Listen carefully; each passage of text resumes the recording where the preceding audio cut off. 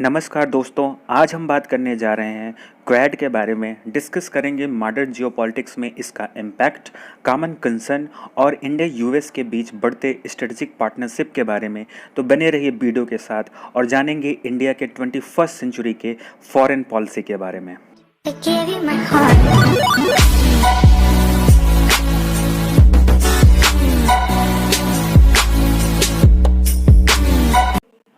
पहले जानते हैं कि क्वाड है क्या, इसका कॉन्सेप्ट आया कहाँ से।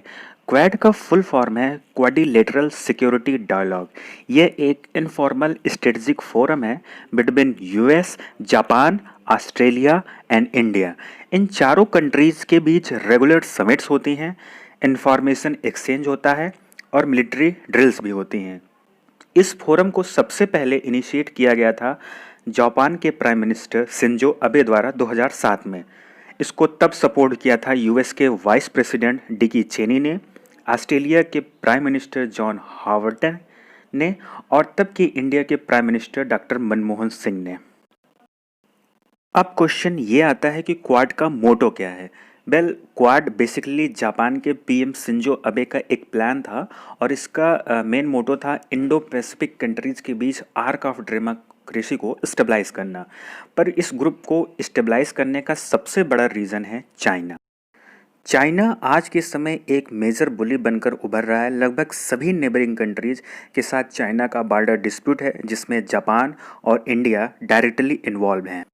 देखो, आज के समय यूएस चाइना को देखता है एज एन थ्रेट। चाइना की इकोनॉमी लगातार बढ़ रही है और काफ़ी रिपोर्ट्स के प्रेडिक्शन के मुताबिक 2050 तक, जैसा कि आप इस फिगर में देख पा रहे हैं, चार्ट में देख पा रहे हैं कि 2050 तक चीन दुनिया की नंबर 1 इकोनॉमी बन जाएगा, जो कि ऑब्वियसली यूएस मोनोपोली के लिए एक बहुत बड़ा कंसर्न है। दूसरा मेजर कंसर्न यह है कि चाइना लगातार अपने मिलिट्री बजट को बढ़ा रहा है और यह अनुमान लगाया जा रहा है कि आने वाले 10 सालों में चाइना यूएस को भी पीछे छोड़ देगा, जो यूएस के लिए एक बहुत बड़ा कंसर्न है।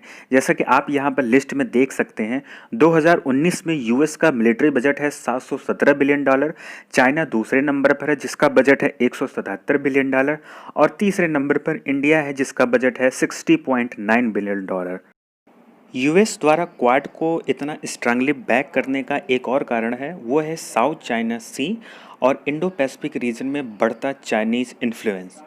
चाइनीज़ नेवी अपने बेड़े में सबमरीन शिप्स और फ्रिगेट की संख्या लगातार बढ़ा रहा है, जो ऑब्वियसली यूएस के लिए एक बहुत बड़ा कंसर्न है।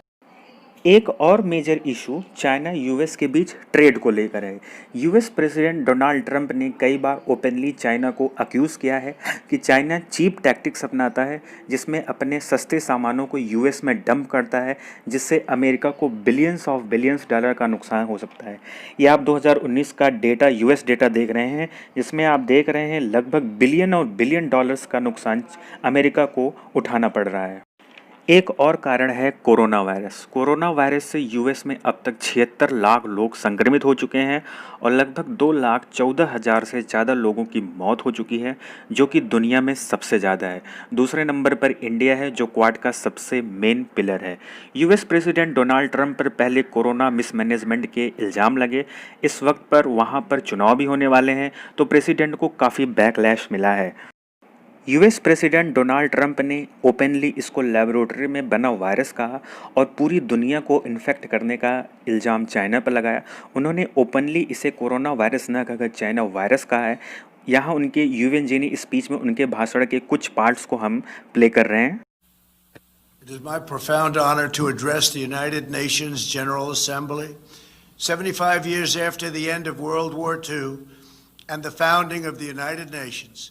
We are once again engaged in a great global struggle. We have waged a fierce battle against the invisible enemy, the China virus, which has claimed countless lives in 188 countries.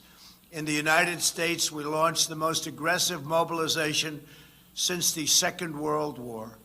We rapidly produced a record supply of ventilators, creating a surplus that allowed us to share them with friends and partners all around the globe. We pioneered life-saving treatments, reducing our fatality rate 85% since April. Thanks to our efforts, 3 vaccines are in the final stage of clinical trials. We are mass producing them in advance so they can be delivered immediately upon arrival. We will distribute a vaccine. We will defeat the virus. We will end the pandemic. And we will enter a new era of unprecedented prosperity, cooperation, and peace. As we pursue this bright future, we must hold accountable the nation which unleashed this plague onto the world, China. In the earliest days of the virus, China locked down travel domestically while allowing flights to leave China and infect the world. Initially quad महज एक formal forum की तरह था, लेकिन China के बुली behaviour, border disputes और free maritime और security को इन्हांस करने के लिए इन चारों कंट्रीज़ में कोऑपरेशन बढ़ रहा है। यहाँ तक कि यूएस के सीनियर ऑफिशियल्स इसे नाटो लाइक ऑर्गेनाइजेशन बनाने की वकालत कर चुके हैं। पहले इंडिया की चाइना के प्रति अपीजमेंट पॉलिसी हुआ करती थी, यानी इंडिया चाइना को नाराज़ नहीं करना चाहता था, लेकिन इंडिया चाइना बॉर्डर पर जो डेडली स्कर्मिश हुई उसने इंडिया को मौका दिया क्वाड ग्रुप को मिलिट्री कोऑपरेशन में बदलने का। इंडिया चाइना के बॉर्डर डिस्प्यूट्स और यूएस चाइना राइवलरी ने को इम्पॉर्टेंट और मिलिट्री कोऑपरेशन के फार्मूलेशन को काफ़ी हद तक एक्सेलरेट किया है। दोनों इंडिया ने इंडो पैसिफिक रीजन में एक दूसरे के इम्पैक्ट को जाना है और इंडिया ने भी लाइक माइंडेड स्ट्रेटजिक और सिक्योरिटीज़ पार्टनर्स के साथ अलाइनमेंट करना शुरू कर दिया है। ये इस तरह से हम देख सकते हैं कि ये ऑब्वियसली इंडिया के नॉन अलाइनमेंट पॉलिसी से आगे बढ़ने का संकेत है और इसमें अभी लंबा सफ़र तय करना है, क्योंकि इंडिया को रशिया के साथ अपने रिलेशंस ख़राब नहीं करने हैं। इंडिया और यूएस के बीच बढ़ते कोऑपरेशन का अंदाज़ा इस बात से लगाया जा सकता है कि 2008 तक इंडिया यूएस से $0 के मिलिट्री इक्विपमेंट्स इंपोर्ट करता था, जो 2020 में बढ़कर $20 बिलियन हो गया है। अभी हाल ही में इंडिया ने फास्ट ट्रैक ऑर्डर के तहत 30 MQ-9B स्काई गॉर्जियन ड्रोन का ऑर्डर किया है और इस ऑर्डर को बढ़ाकर $3 बिलियन तक किया जा सकता है। ये ड्रोन बहुत ही इंपॉर्टेंट होंगे इंडिया चाइना बॉर्डर के सर्विलांस के लिए। इंडिया विचार कर रहा है ऑस्ट्रेलिया को मालाबार एक्सरसाइज में इन्वाइट करने के लिए। ऑस्ट्रेलिया ने 2008 में इस एक्सरसाइज से पुल आउट कर लिया था चाइना के प्रेशर में, लेकिन 2020 में जियोपॉलिटिक्स काफ़ी बदल चुकी है। India China deadly border disputes, US China rivalry, US Japan Senkaku island dispute, Australia China trade issue, ये 4 ऐसे कारण हैं, ये 4 ऐसे रीज़न हैं जो क्वाड के फॉर्मेशन को एक्सेलरेट कर रहे हैं। चाइना डेफिनेटली क्वाड मेंबर्स के एक्टिविटी को क्लोजली वॉच कर रहा है और अपने लिए एक पोटेंशियल थ्रेट के रूप में देख रहा है। लाइक करिए, सब्सक्राइब करिए, शेयर करिए। जय हिंद।